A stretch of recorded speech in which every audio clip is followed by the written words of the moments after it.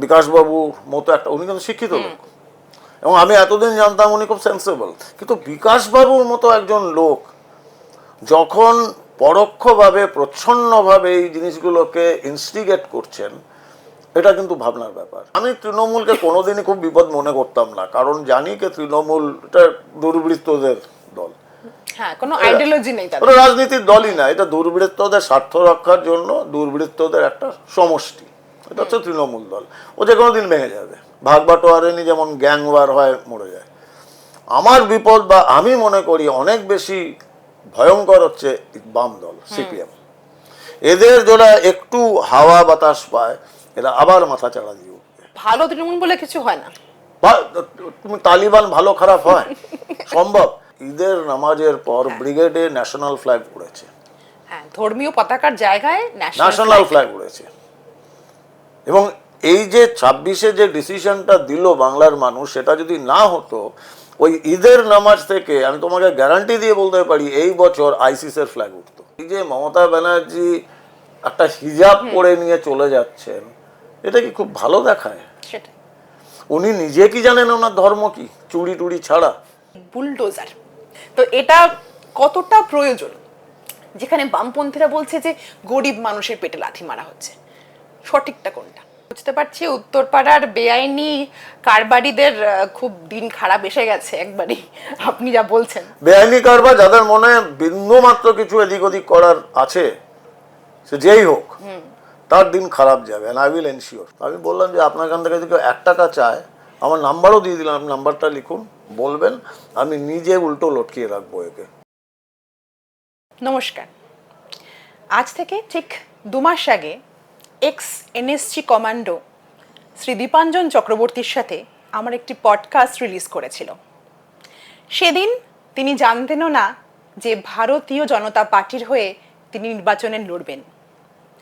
তারপর একদম বিশাল পরিবর্তন, মানুষের কাছে একটা ঐতিহাসিক পরিবর্তনের পর আজ আমরা তাকে আবার পেয়েছি। তখন তিনি কিছু গঠনমূলক সমালোচনা করেছিলেন, কিন্তু আজকে উনি সরকারের অঙ্গ। আজকে দেখি তার কাছ থেকে আমরা জানবো যে ভবিষ্যতের পরিকল্পনা কি আছে ওনার।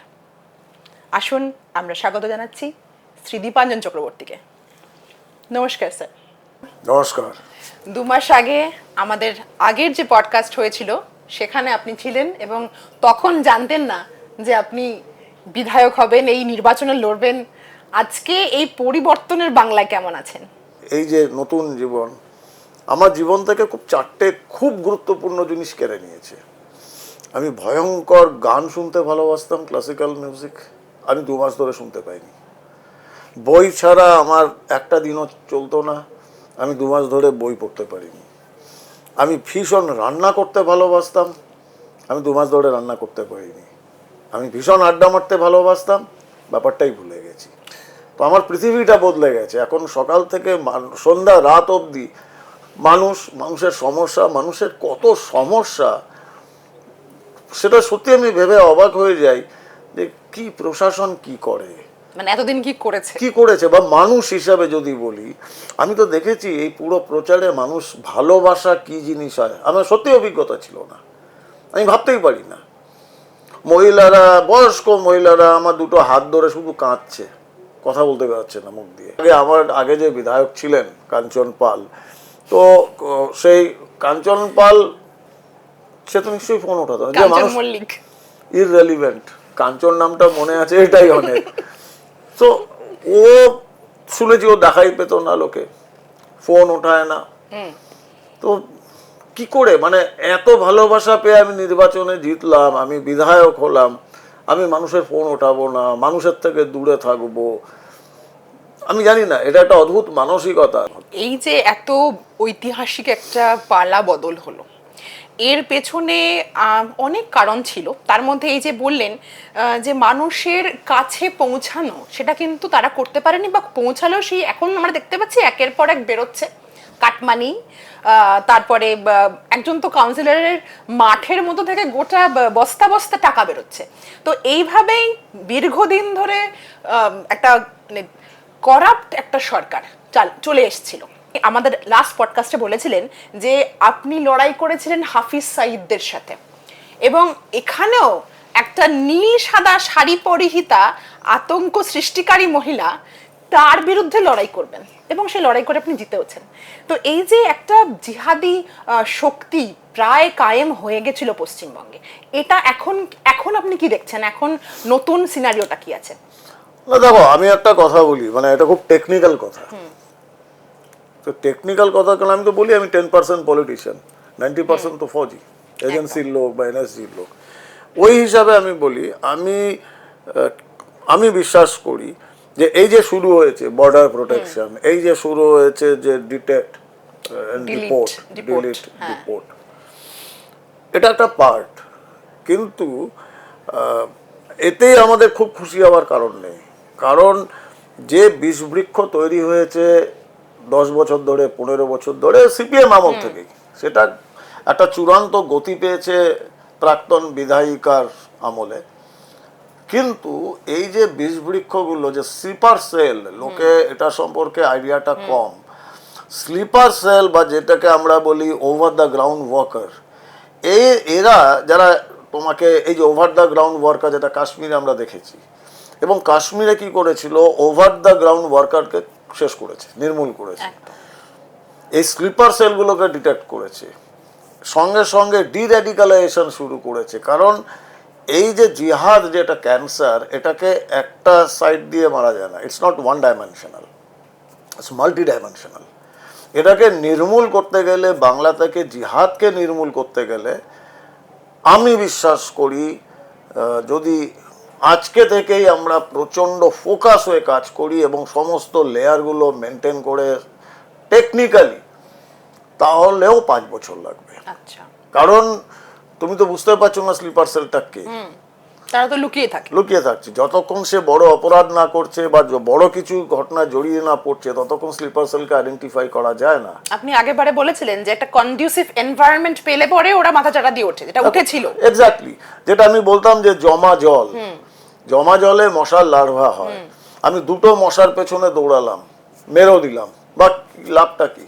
জমা জলটা রয়েছে, লার্ভাগুলো রয়েছে, হাজার হাজার নতুন মশা তৈরি হচ্ছে, কত মশার পেছনে ভাগবে? তার থেকে জমা জলটা সরিয়ে দাও। তো এই জমা জল, এই মমতা ব্যানার্জির নেতৃত্বাধীন তৃণমূল সরকারকে আমরা সরিয়ে দিয়েছি। এখন শুকনো খটখটে জমি, তো নতুন করে লার্ভা জন্মানোর চান্স কম। কিন্তু যে লার্ভাগুলো মশায় পরিবর্তিত হয়েছে, সেই মশা কিন্তু রয়েছে। এই মশা শুধুমাত্র ওই গুড নাইট কয়েল বা এইসব জ্বালিয়ে মারা যাবে না, কিন্তু এরা খুব বিষাক্ত, সাংঘাতিক বিষাক্ত। এই তুমি দেখছো পরপর যেরকমভাবে বিকাশবাবুর মতো একটা, উনি কিন্তু শিক্ষিত লোক, এবং আমি এতদিন জানতাম উনি খুব সেন্সেবল, কিন্তু বিকাশবাবুর মতো একজন লোক যখন পরোক্ষভাবে, প্রচ্ছন্নভাবে এই জিনিসগুলোকে ইনস্টিগেট করছেন, এটা কিন্তু ভাবনার ব্যাপার। তুমি দেখো, একই দিকে সম্ভবত প্রথমবার ঈদের নামাজের পর ব্রিগেডে ন্যাশনাল ফ্ল্যাগ উড়েছে, ধর্মীয় পতাকার জায়গায় ন্যাশনাল ফ্ল্যাগ উড়েছে। এবং এই যে 26-এ যে ডিসিশনটা দিল বাংলার মানুষ, সেটা যদি না হতো, ওই ঈদের নামাজ থেকে আমি তোমাকে গ্যারান্টি দিয়ে বলতে পারি এই বছর আইসিসের ফ্ল্যাগ উঠতো। কারণ আগের বারে মুখ্যমন্ত্রী স্বয়ং গিয়েছিলেন, গিয়ে বলেন গন্দা ধর্ম, হিন্দু ধর্ম গন্দা ধর্ম, সেটা নিয়ে এফআইআর হয়েছে। এখন সেই জায়গাতে নেক্সট তো ফেজ ওয়াইজ আসে, যখন কনস্টিটিউশনের শপথ নিয়ে বা একজন নির্বাচিত মুখ্যমন্ত্রী সে যখন গন্দা ধর্ম বলছে, সেটা কিন্তু একটা মোটামুটি স্টেজ। সেই স্টেজের পরের স্টেজ, নেক্সট স্টেজ কি, যে আইসিসির ফ্ল্যাগ উঠতো। এবং যেটা আমি বলেছিলাম যে 2026-এ যদি এই পরিবর্তনটা না হতো, এই 26-এর পর আগামী 5 বছর সরকারটা তৃণমূলের সরকার হতো না, ওটা জিহাদিদের সরকার হতো। কারণ ওই জায়গায় চলে গেছিল। সেই জায়গায় যে ন্যাশনাল ফ্ল্যাগ উঠছে, ইটস এ গুড সাইন। কারণ আমি কিছুতেই বিশ্বাস করি না কি 100% মুসলিম দে আর জিহাদিস। সিপিএম রয়েছে, কারণ সিপিএম এখন আরো মারাত্মক। এই জন্য, কারণ তারা জানে যে যে জমা জলটা নিয়ে মমতা ব্যানার্জি যাদের দুধেল গায়ে বলতেন, মানে এতদিন নির্বাচনী বৈতরণী পার করেছেন, এবার মমতা ব্যানার্জির জমা জলটা সরে গেল। আমরা ফলতায় দেখলাম তো সব ভোটটা সিপিএম ওরা হলো।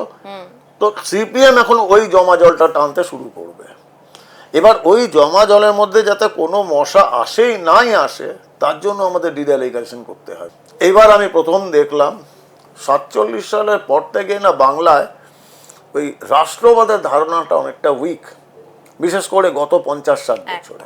কারণ বামেরা রাজত্ব করেছে এবং তারা আন্তর্জাতিকতাবাদে বিশ্বাস করে। রাশিয়ায় বৃষ্টি হলে কলকাতায় ছাতা খোলে। এখন প্রথমবার রাষ্ট্রের সঙ্গে মেন স্ট্রিমে ঢুকছে বাংলার প্রশাসন, বাংলার সরকার। এই পরিবর্তনটা খুব দরকার ছিল। আমি বিশ্বাস করি যে 208টা আসন পাওয়াটার থেকেও বেশি গুরুত্বপূর্ণ এই জিনিসটা। মাইন্ডসেট চেঞ্জ হলে ভোটের বা বিধানসভায় সংখ্যা ওগুলো হচ্ছে বাই প্রোডাক্ট। পশ্চিম বাংলাদেশ হতে মানে বাধা দেওয়ার জন্য কিন্তু আমাদের মানুষগুলোকেই দাঁড়াতে হবে। অবভিয়াসলি নির্বাচনের রাজনীতিতে আমরা কি করতে পারি? মানুষকে বোঝাতে পারি। আমরা তো মানুষকে গিয়ে বুঝিয়েছি, মানুষ বুঝেছে। এই বোঝাটা একটা খুব বড় ব্যাপার।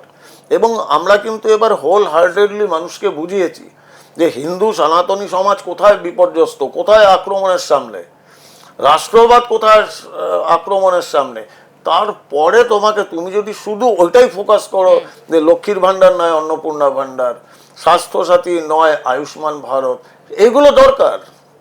আমরা আইদার অর করবো না, এখন আমাদের সব দরকার। এগুলো দরকার, শিল্প দরকার, শিল্প মানে ইন্ডাস্ট্রি, টেকনিক্যাল এডুকেশন দরকার, স্বাস্থ্য শিক্ষা সব তো ধ্বংস হয়ে গেছিল, ইনফ্রাস্ট্রাকচার ধ্বংস সবকিছু প্রায়। কিন্তু তার সঙ্গে একটা 30-40% আমাদের ওই রাষ্ট্রবাদটা মানুষের মধ্যে ঢোকাতে হবে।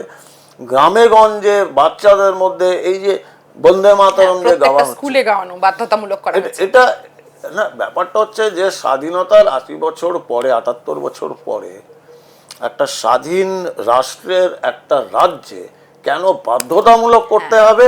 এবং তার জন্য বড় বড় উকিলরা বড় বড় কথা বলছে। তার মানে বুঝতে পারছো যে পরিস্থিতিটা কোথায়। আমাদের বাঙালিরই তৈরি করা গান, সেই আমাদেরই মানুষ, তারই গান আমরাই গাইতে চাইছি না। সারা ভারতবর্ষে কোথাও হচ্ছে, সব জায়গায় গাইছে, আমরাই গাইছি না। কোথাও কোনো রকম প্রতিবাদ নেই, শুধু বাংলাতেই বন্দে মাতরম গাইবে না। তো এইটার সঙ্গে আমাদের লড়তে হবে। এটা শুধু অর্থনৈতিক লড়াই নয়, এটা শুধু রাস্তাঘাটে রাজনৈতিক লড়াই নয়, এই লড়াইটা মানসিক লড়াই। এই বামেদের, আমি তৃণমূলকে কোনোদিনই খুব বিপদ মনে করতাম না, কারণ জানি যে তৃণমূলটা দুর্বৃত্তদের দল। হ্যাঁ, কোনো আইডিওলজি নেই তাদের। ওটা রাজনীতির দলই না, এটা দুর্বৃত্তদের স্বার্থ রক্ষার জন্য দুর্বৃত্তদের একটা সমষ্টি। এটা হচ্ছে তৃণমূল দল। ও যে কোনো দিন ভেঙে যাবে, ভাগ বাটোয়ারেনি যেমন গ্যাং ওয়ার হয়, মরে যায়। আমার বিপদ বা আমি মনে করি অনেক বেশি ভয়ঙ্কর হচ্ছে বাম দল, সিপিএম। এদের যারা একটু হাওয়া বাতাস পায়, এরা আবার মাথা চাড়া দিয়ে উঠবে।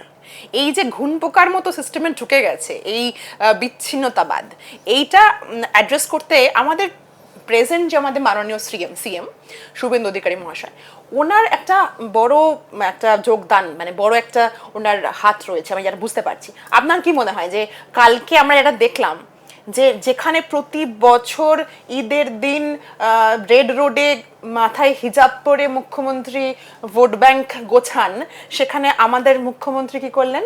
তিনি গেলেন ইস্কনে গো সেবা করতে। তো এটা কি একটা বার্তা নয়?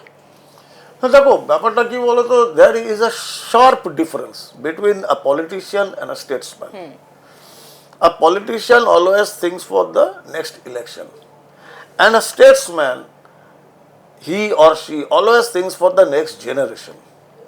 78 সালের বন্যার সময় শহীদ মিনার ময়দানে জল জমে গেছিল বলে ওখানে হয়েছিল, জ্যোতিবাবু করতে দিয়েছিলেন।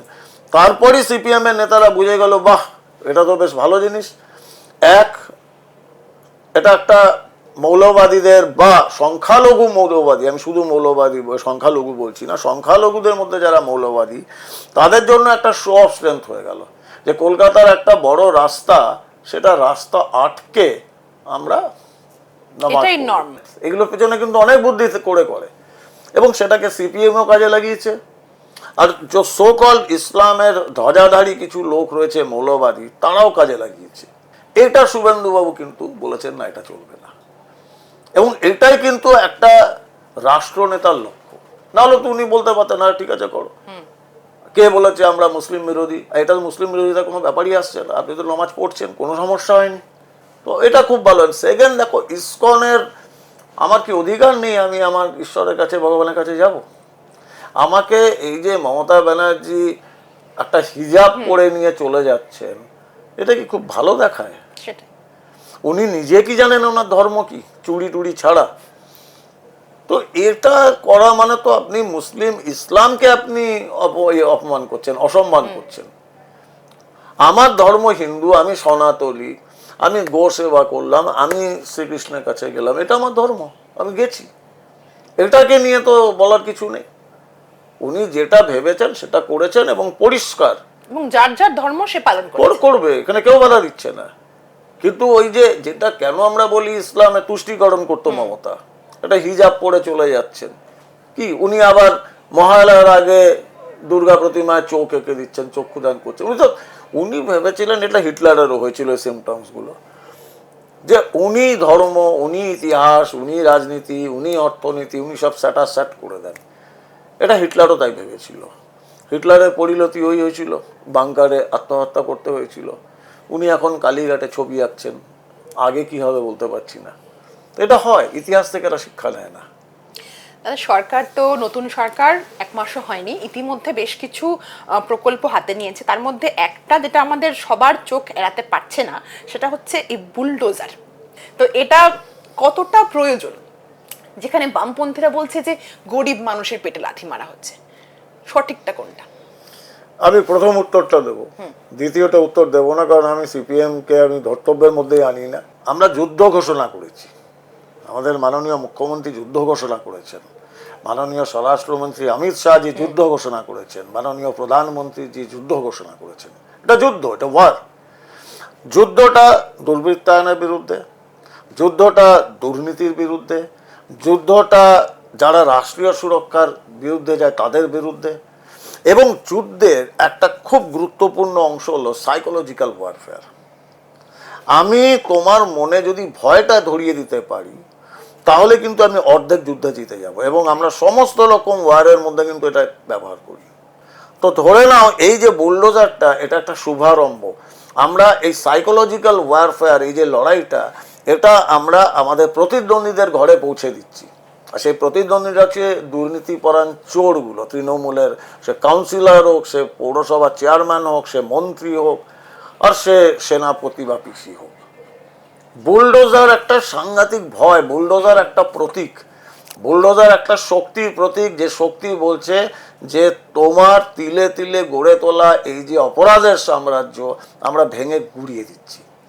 বিশাল এলপুকুর বলে একটা জায়গা আছে বটতলা উত্তরপাড়ায়, সেখানে বিশাল খাস জমি, অর্ধেকটাতে তৃণমূলের বিশাল বেশ বড় অফিস, তৃণমূলের দুটো ক্লাব, তৃণমূল কাউন্সিলরের অবৈধ গোডাউন, সেখানে তার সিন্ডিকেটরা যে চুন বালি সুরকির বিশাল ভান্ডার, এতদিন চলছে বেআইনিভাবে, এতদিন ধরে চলেছে। এবং তার থেকেও বেশি দিন ধরে চলেছে আরেকটা ভাগে সিপিএম এর অফিস, সিপিএম এর শহীদ বেদি, সিপিএম এর যাবতীয় জিনিস ওদের থেকে শিখেছে।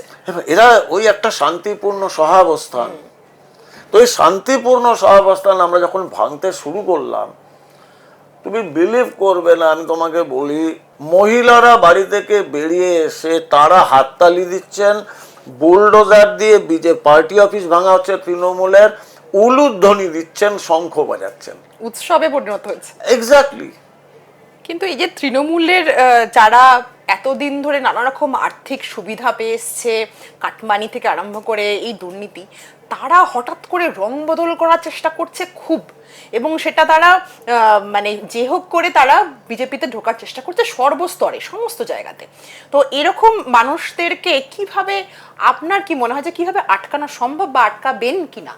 সিপিএম যখন 2011-তে শেষ হলো, রাতোরাত সব তৃণমূল হয়ে গেল। এটা একটা ফ্লোটিং লুম্পেন একটা গ্রুপ থাকে, যেটা ওই প্যারালাল ইকোনমির মতো আমাদের সমাজে একটা প্যারালাল লুম্পেন সমাজ আছে, যারা ওই কচুরি পানার মতো জলের মধ্যে ভাসে। যেই দেখেছে যে সিপিএম শেষ 2011, তা তৃণমূল, তারাই কিন্তু এতদিন রাজ করেছে। যেই দেখেছে তৃণমূল শেষ, তারা এবার বিজেপিতে ঢুকতে যাচ্ছে। আমাদের বেসিক ফান্ডা এটা বুঝতে হবে যে তৃণমূলের প্রতিষ্ঠাতার নাম ডক্টর মমতা ব্যানার্জি, ভারতীয় জনতা পার্টির ডক্টর শ্যামাপ্রসাদ মুখার্জি, এই দুই ডক্টরের একটা পার্থক্যটা বুঝতে পারলেই বুঝবে দুটো পার্টির পার্থক্য কি। ভারতীয় জনতা পার্টিতে সেকে ঢুকতে দেওয়া হবে না, এটা বারংবার আমাদের সম্মানীয় রাজ্য সভাপতি শ্রমিক ভট্টাচার্য মহাশয় বলেছেন, বারংবার আমাদের মাননীয় মুখ্যমন্ত্রী শুভেন্দুবাবু বলেছেন যে বিজেপিতে তৃণমূলের গুন্ডাদের আমরা ঢুকতে দেব না, তৃণমূলীকরণ হবে না। এবং ভালো তৃণমূল বলে কিছু হয় না। তুমি তালিবান ভালো খারাপ হয় সম্ভব? পুলিশকেও বলা আছে আইন আইনের মতো চলবে, কোনো টোটো stand, auto stand, school, college, এবং পরিষ্কার বলা রয়েছে যে বিজেপি এগুলো করবে না। বিজেপির ভারতীয় মজদুর সংঘ যদি ইউনিয়ন করতে তারা করবে, কলেজে স্কুলে যদি হয় অখিল ভারতীয় বিদ্যার্থী পরিষদ, আমি বিজেপি করি আমি সব করে নেবো, তা চলবে না। ওই যে বললাম ডক্টরের পার্থক্য, ডক্টর মমতা ব্যানার্জি, ডক্টর শ্যামাপ্রসাদ মুখার্জি, আমরা এগুলো মেনে নেবো না, করতে দেবো না। দাদা, এই নতুন সরকার যে আগের লক্ষ্মী ভান্ডার ছিল সেটাকে এখন অন্নপূর্ণা ভান্ডারে নতুন ফর্ম ফিল আপ শুরু হয়েছে, কিন্তু ইতিমধ্যে আমরা দেখতে পাচ্ছি যে যেহেতু 12 পাতার ফর্ম, সে নিয়ে কিছুটা অসন্তোষ মহিলাদের মধ্যে রয়েছে। এটা মানুষ ভয় পাচ্ছে যে পাবে না বলে বুঝি 12টা পাতার এত ডিটেলস চেয়েছে। না না না, এটা সিপিএম এর বা তৃণমূলের কিছু লোকজন এই গুজবটা ছড়াচ্ছে। কারণ মানুষের, ওই যে বললাম, মানুষের মনে না এখনো যে এই যে এটা একটা ট্রানজিশন পিরিয়ড, মানুষ প্রতারিত হতে হতে হতে হতে 15 বছরে এমন একটা জায়গায় রয়েছে না, যারা যেটা হিন্দিতে বলে না, যে জ্বলা হুয়া দুধ ভি ফুক ফুক কে পিতা হয়, লস্যি ভি ফুক কে পিতা হয়। তো লোকে কিন্তু এখনো ওই ভরসাটা, ঘরপোড়া গরু সিঁদুরে মেঘ দেখলে ডরায়, ডরানোর কিছু নেই। এটা আমরা সর্বান্তকরণে সাহায্য হচ্ছে, শুরুতে একটু সমস্যা হয় পদ্ধতিগত কারণে। আমি বিশ্বাস করি সামনের সপ্তাহ থেকে এগুলো আর থাকবে না। মানুষ এটা বিশ্বাস করতে পারছে না যে অন্নপূর্ণা ভান্ডারের ফর্ম আমি জমা দেব, সেটা আপলোড হবে, সেটা থেকে আমি টাকা পাবো, আর কাটমানি দিতে হচ্ছে না, এটা মানুষ বিশ্বাস করতে পারছে না। আমি আজকেও গেছিলাম, লাইন লম্বা, এমনি জেনারেলি মহিলাদের মধ্যে ঘুরে ঘুরে কথা বলছি, আমাকে 2-4 জন মহিলা বললেন যে স্যার একটা কথা বলবো। এলাম বলুন। তো এই ফর্মগুলো কি সত্যি জমা হবে? এলাম কেন? না, আমরা লক্ষ্মীর ভান্ডারের সময় তো আমাদের 200 টাকা 300 টাকা করে দিতে হয়েছিল, তারপর ওরা ফর্ম নিয়েছিল। আমি বললাম যে আপনার কাছ থেকে যদি 1 টাকা চায়, আমার নাম্বারও দিয়ে দিলাম, আপনি নাম্বারটা লিখুন, বলবেন, আমি নিজে উল্টো লটকিয়ে রাখবো একে, এবং তারা সবাই পাবে, 1 পয়সাও কাউকে দিতে হবে না। কিন্তু আগে যে 30 লক্ষ বাদ গেল, তারা তো সব বাংলাদেশ থেকে আসা ছিল। এমনকি আমি দেখলাম যে খবরে দেখা যাচ্ছে যে পুরুষরাও পেয়েছে। মানে এটা তো শুধু এখানে, তুমি পিডিএস এ যাও, রেশনের সিস্টেমে দেখো কত কোটি এখানে বাদ গেছে।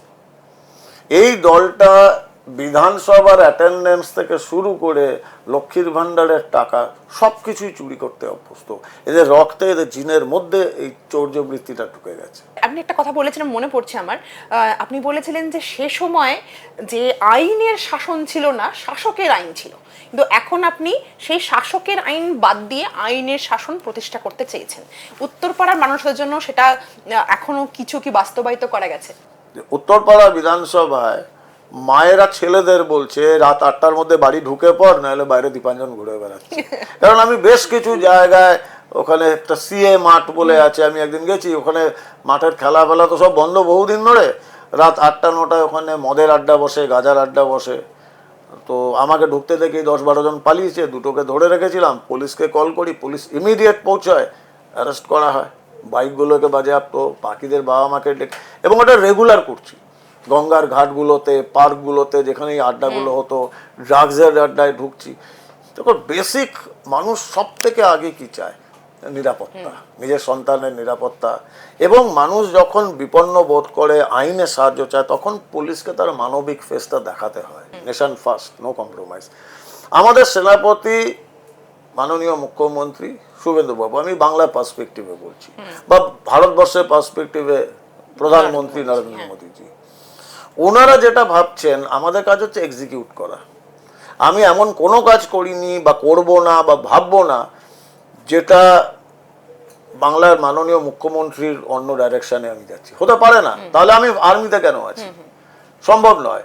উনিও এমন কোনো কাজ করবেন না যেটা ভারতের প্রধানমন্ত্রীর চিন্তা ভাবনা বা তার দর্শনের বাইরে। এটা দ্যাটস কল সিনক্রোনাইজেশন। মাননীয় মুখ্যমন্ত্রী বারবার বলেছেন আমি নয় আমরা। তার জন্য মানুষের চোখে উত্তরপাড়ার মানুষ যেটা বলছে যে উত্তরপাড়ার সব থেকে দুর্নীতিগ্রস্ত দুটো মানুষ হচ্ছে দুটো পৌরসভার চেয়ারম্যান। আমি কিন্তু এই অন্নপূর্ণা ভান্ডার বা যে কোনো জিনিস করছি, আমি কিন্তু ওদের নিয়ে করছি। এবং ওই পৌরসভার চেয়ারম্যানদের সরাসরি মদতে এই ইল্লিগাল অবৈধ বিল্ডিংগুলো হয়েছিল, জবরদখল। আমি যখন বুলডোজার দিয়ে ভাঙাচ্ছি, আমি পৌরসভার চেয়ারম্যানকে দাঁড় করিয়ে ভাঙাচ্ছি, উনি অর্ডার দিচ্ছেন বুলডোজারকে ভাঙো, উনি অর্ডার দিচ্ছেন ডেবরি সরিয়ে নিয়ে যাও। এটা আমি ওনাকে দিয়েই করাচ্ছি। আর তার মানে এই নয় যে আমার বুলডোজার বা আমার হাত ওই শুধু ক্লাবেই থেমে থাকবে, যাবে আরো অনেক দূর। ততদিন এই কাজগুলো করুক এবং ওনাদের দিয়েই করাবো। সো এই প্রাথমিক কাজটাতে মানুষের মধ্যে একটা ভরসা ফিরে আসছে। আইনের বাইরে আমরা কিচ্ছু যাব না। অন্তত উত্তরপাড়া বিধানসভায় তৃণমূলের একটা নেতা, একটা গুন্ডা বা একটা কাউন্সিলর একটা থাপ্পড়ও খায়নি। তার মানে নিশ্চিন্তে বসে থাকার কোনো কারণ নেই।